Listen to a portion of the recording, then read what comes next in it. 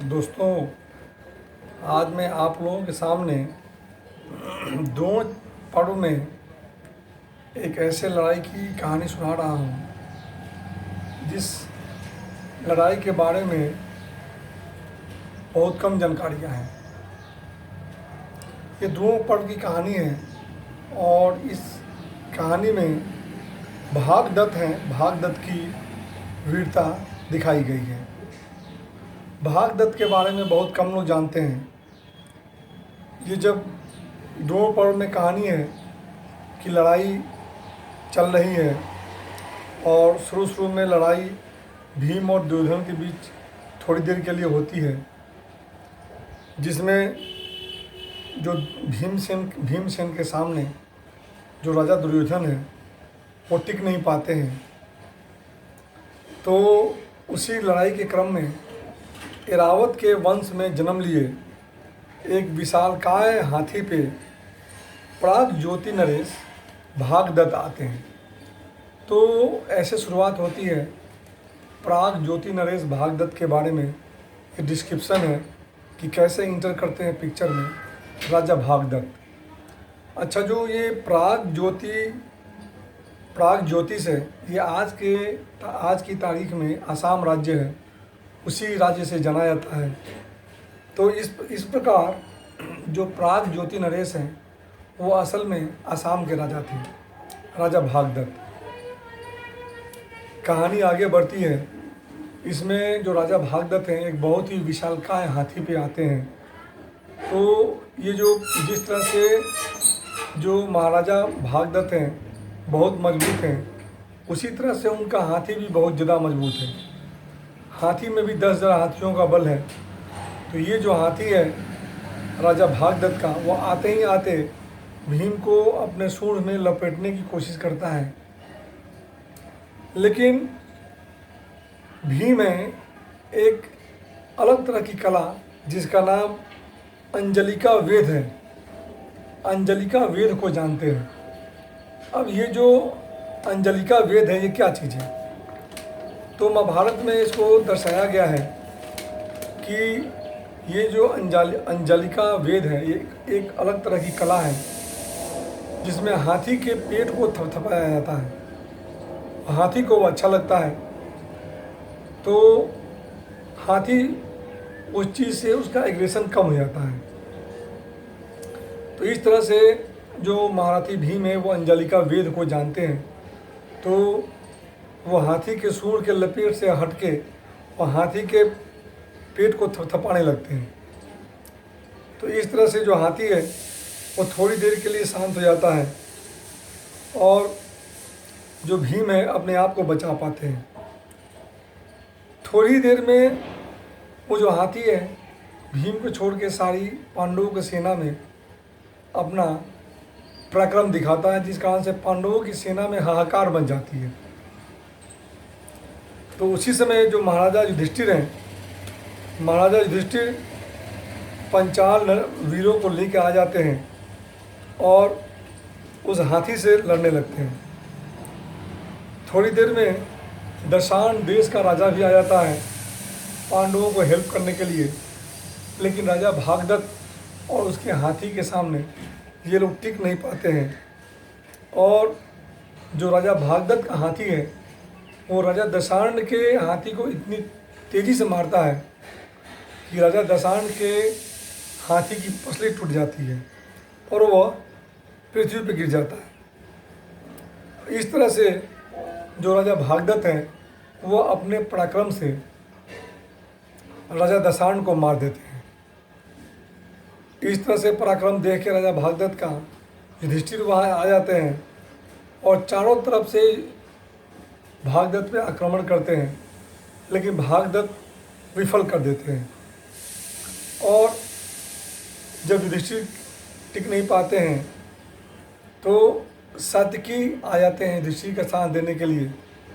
लेकिन राजा भागदत्त के हाथी ने सात्यकी के रथ को उठाकर फेंक दिया और इस तरह से सात्यकी को रथ से कूदकर अपनी जान बचाकर भागना पड़ता है। ये पराक्रम है। तब कहानी आगे बढ़ती है कि कीर्ति का पुत्र रुचि पर्वा आता है राजा भागदत्त के सामने, और वो राजा भागदत्त पे रुचि पर्वा ने बाणों की वर्षा कर दी। लेकिन जो राजा भागदत्त है वो एक ही बाण से जो कीर्ति का पुत्र रुचि पर्वा है उसको यमराज के कान में पहुंचा दिया। तब वीर रुचि पर्वा के मारे जाने पे अभिमन्यु, द्रौपदी के पुत्र हैं चेकितान, धृष्टकेतु और इसके अलावा युयुत्सु भी आते हैं, और वो लोग एक साथ आक्रमण करते हैं। लेकिन जो भागदत्त हैं उन सबको उचित जवाब देते हैं। यहाँ तक कि जो राजा भागदत्त का हाथी था वो भी बड़ा हेल्प करता है भागदत्त को। उसने युयुत्सु के घोड़ों को पैर से दबा कर मार दिया, सारथी को भी मार दिया। इस कारण से युयुत्सु को अपना जान बचाकर भागना पड़ता है। तब अभिमन्यु, युयुत्सु और द्रौपदी के पांचों पुत्रों ने एक साथ बाण वर्षा की भागदत्त पे, और भागदत्त को काफ़ी पीड़ा पहुंचाई। लेकिन भागदत्त भी कम नहीं है और वो इन सब का बहुत भयंकर जवाब देते हैं और इन लोगों को विवश कर देते हैं पीछे होने के लिए।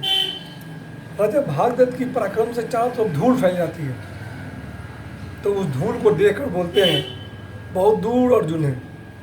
अर्जुन बोलते हैं लगता है कि आज जो प्राग ज्योतिष नरेश भागदत्त हैं वो आज तो हाथी पर चढ़ के हमारी सेना का काम तमाम कर देंगे।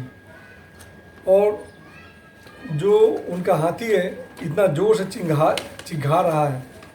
आज के डेट में तो राजा भागदत्त हैं वो तो इंद्र के समान लग रहे हैं, और लगता है कि आज हमारी सेना का वो विनाश कर देंगे। जल्दी मुझे इनके पास ले चलिए।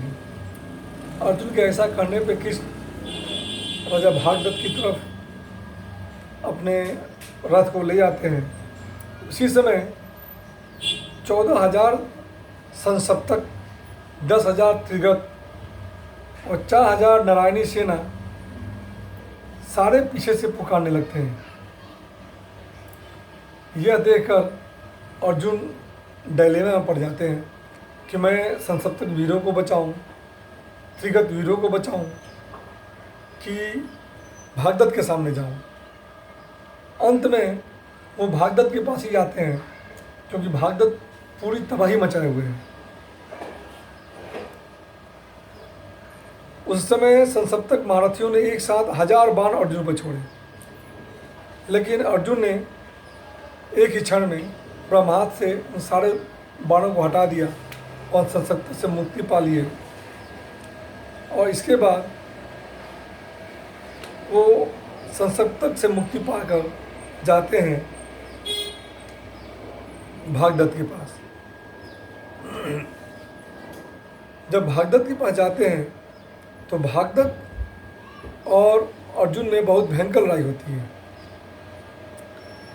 भागदत्त हैं अर्जुन के ऊपर काफ़ी भयंकर पराक्रम करते हैं, यहाँ तक कि भागदत्त ने कृष्ण पर भी आक्रमण किया। और इस तरह से लड़ाई चलती चली गई। अर्जुन ने अपने बाणों से भागदत्त को बीन दिया, तो भागदत्त ने भी अर्जुन तथा कृष्ण पे बाणों की वर्षा कर दी। अंत में लड़ाई बहुत आगे चलती है। भागदत्त अर्जुन से कम नहीं दिख रहे हैं, लेकिन अर्जुन भी भागदत्त से कम नहीं है। अर्जुन ने बहुत सारा आक्रमण किया, तो आक्रमण से कुपित होकर भागदत्त ने वैष्णवास्त्र छोड़ दिया। अब ये जो वैष्णवास्त्र है पूरे महाभारत में भागदत्त के पास ही है, तो इसकी जानकारी बहुत कम लोगों को है। अब जो वैष्णवास्त्र आता है तो उस वैष्णवास्त्र को जो कृष्ण है स्वयं पे झेल लेते हैं।